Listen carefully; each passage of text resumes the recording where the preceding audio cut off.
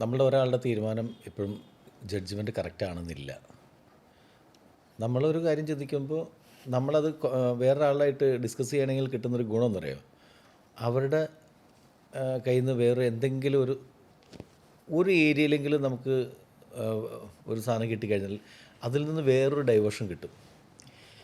നമ്മൾ ചിന്തിച്ച് വെച്ചേക്കുന്ന ഒരു റൂട്ടിൽ നിന്ന് അതിലേക്ക് അവിടെ അങ്ങനെ ആ ക്യാരക്ടർ അങ്ങനെ പോകുമ്പോൾ അവിടെ ആ ബസ് സ്റ്റോപ്പിൽ വെച്ചിട്ട് അങ്ങനെ നമ്മൾ എഴുതി വെച്ചാൽ ആ ബസ് സ്റ്റോപ്പിൽ അയാൾ ഒരു ബസ്സിൽ കയറി പോകുന്നു എന്ന് പറഞ്ഞ് എഴുതി വെച്ചാൽ ഒരു സീനിൽ ആ ബസ് വരുന്നതിന് മുമ്പ് അവിടെ ഇങ്ങനൊരു ക്യാരക്ടർ വന്നിട്ട് ഇങ്ങനൊരു സാധനം ചെയ്ത് കഴിഞ്ഞിട്ടുണ്ടെങ്കിൽ അതിൻ്റെ പ്രീവിയസ് സീനോ അല്ലെങ്കിൽ ആഫ്റ്റർ നമുക്കത് വർക്കാവില്ലെന്ന് പെട്ടെന്ന് എൻ്റെ തലയിൽ വരുന്നതിന് മുമ്പ് അടുത്ത കേൾക്കുന്ന ആൾക്കാർ അങ്ങനെ ഡെവലപ്പ് ചെയ്ത് പോയാലാണ് സിനിമ നന്നാവുള്ളൂ.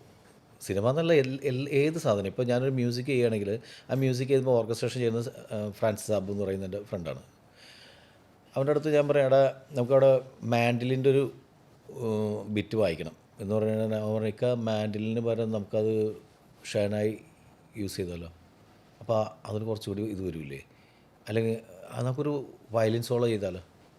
അപ്പോൾ നമ്മൾ ആലോചിച്ചിട്ട് ഓക്കെ ആയിരിക്കും വയലിൻ സോളോ.